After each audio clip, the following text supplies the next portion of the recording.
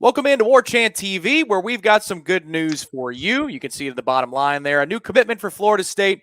A 6'5", 300-pound defensive tackle has said yes to Florida State, alongside Michael Langston, who is the senior recruiting analyst for Warchant.com, and he's been doing it a long, long time. My name is Tom Lang, the director of original content here for Warchant.com and Warchant TV. Like this video, subscribe to our channel. You've heard that spiel before. Please do. We're the best in the business covering Florida State from football to recruiting to all sports. Thanks for your support of the channel. So, Michael, let's get to the good news. Ayobami Tifase goes by Ayo, picks Florida State. Looks like, according to this lower third, and I've been following your work, but Arkansas was the big contender, Virginia Tech, UConn, other contenders for his services. Give us the backstory on how we got here and how he chose FSU. Yeah, I mean, he took it was crazy because he took like three official visits all in a row. I want to say like he went to TCU and then he went to Arkansas and then FSU got the last visit. And every site seemed to kind of where they sat, with IU. And I think it was kind of a back and forth thing where, last night, I kind of, put some out last night, like Arkansas, feels good about their chances. And then, and everything looked like that. And then later this afternoon, I probably want to say about 12, I got a call that, FSU felt confident. And I was like, that's interesting because usually when you get it late in the process, it's substantial.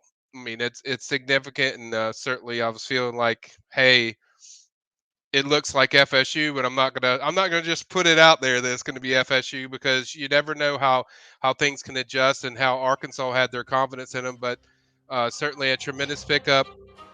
He got reclassified to 2022, so he got to move up with that, and so he was originally going to be 2023. Officially visited this weekend, and I really felt when he officially visited, like FSU looks really good here. Like just the you could tell an Odell guy that connects with him, and just a lot of stuff was genuine on the FSU visit, where I think the other ones were like exciting and fun, but this one was more business like, where they connected with him in a personal way that nobody else did. And I think it's just a huge pickup for them to get somebody that gets off the ball as quick as he does.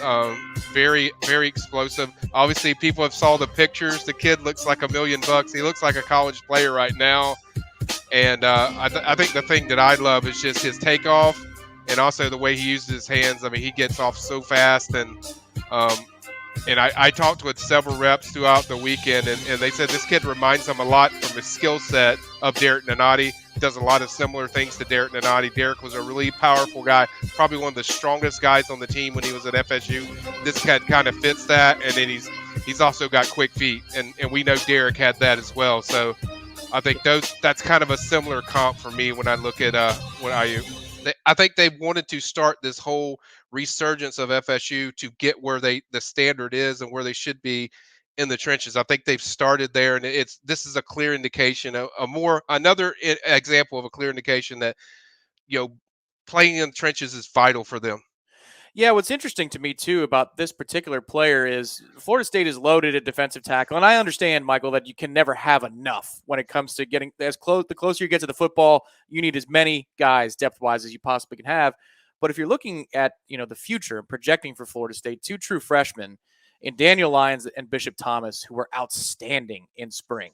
Mm-hmm. So for a player like this, Ayo Tifase, you don't necessarily have to have him. So what that tells me is this coaching staff, like you're describing, really wanted this player because if you're waiting on the right guy or the right fit that's a 4 or a 5-star, you can afford to do that with the true freshman you currently have on campus. But clearly, offers aside or final contenders aside, this is somebody that they prioritized, and this is somebody that I gather, again, the way you're describing it, just that there was a lot of interest and people were asking you consistently, where's this kid going to go up to the 11th hour?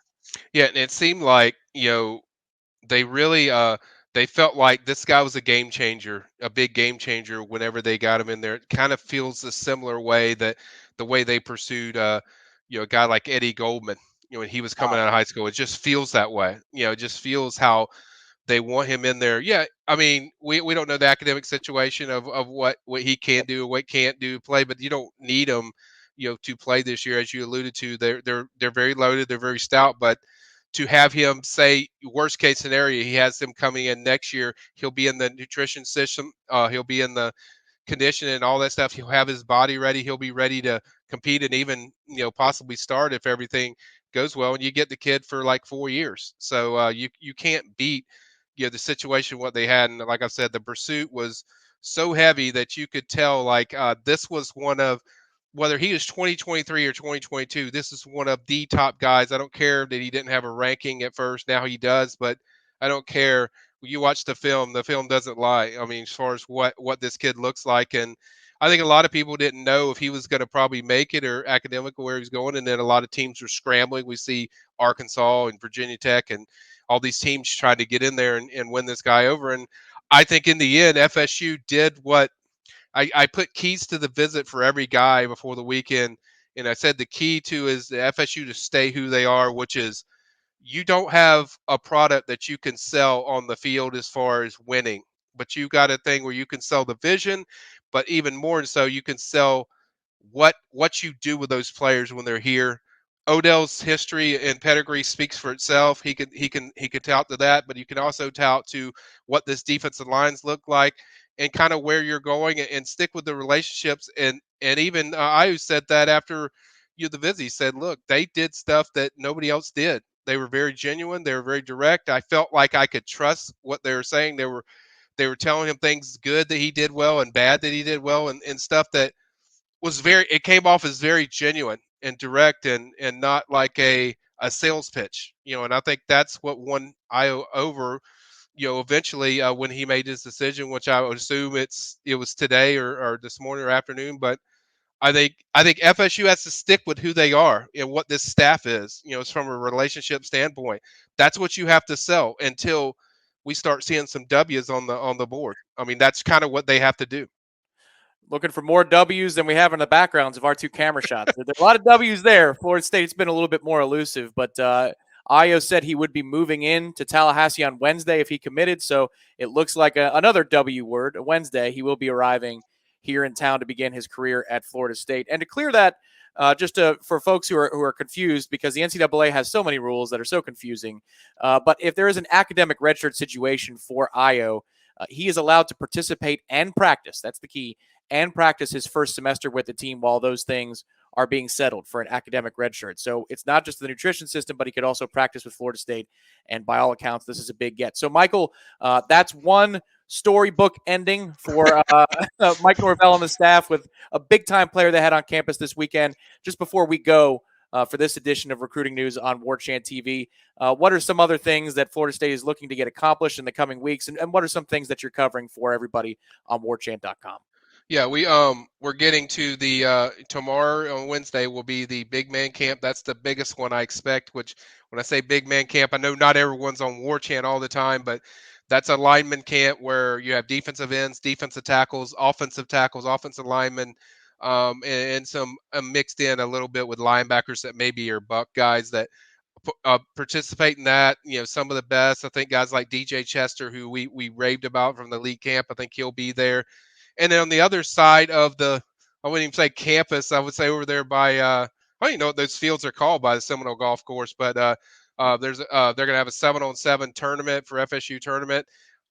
Major target, Ricky Collins is supposed to be there. So we're going to try to be out there and, get some coverage of who's standing out with that event. And we'll do top, just who the top guys were, who stood out. And then any recruiting stuff that we get as far as the visits, for some of these guys we'll cover. I put a post up earlier today just mentioning a few guys that we're kind of going to watch for or through this event. And then after that, I think they have a couple of individual camps on the 17th and 18th of June, and then another big man camp on the 22nd, and then that wraps up June. And I think after that, I will have a hot board. So I know people are excited. We're gonna do another hot board, and we're gonna do a little change. I'm not gonna give it away what we're gonna do, but I think you guys are gonna like it. It's a nice little twist and add to what we've done with a hot board that we'll throw some neat stuff in there, and I'll break down all the positions. And certainly there's a lot to go over, so I'll break that down in July. That's kind of something I'll be working on in July. June is camp season. We're in the throes of it right now, but we always take a break if there's a commitment to Florida State. And Ayobami Tifase is the newest member of the Florida State University football program. So for Michael Langston, the senior recruiting analyst here at Warchant TV, thank you for your expertise. My name is Tom Lang. We will talk to you all right here on Warchant TV next time. On the way out, everybody, hit that like button